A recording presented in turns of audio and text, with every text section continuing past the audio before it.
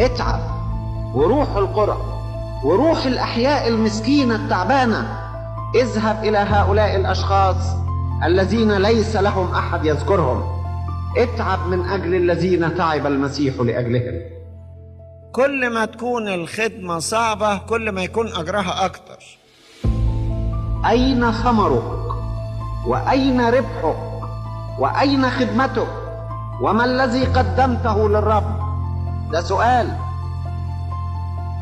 احنا بنخدم الناس اللي بيجوا الكنيسة، لكن امتى بنخدم أولاد الشوارع؟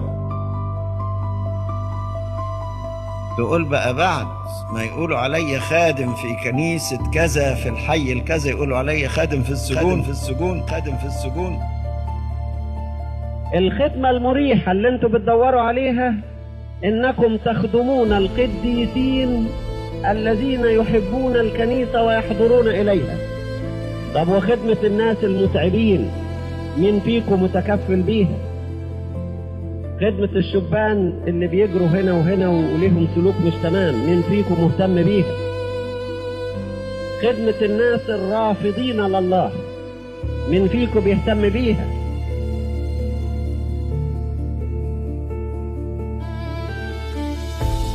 ما هو ربنا هيسألنا عن الكل.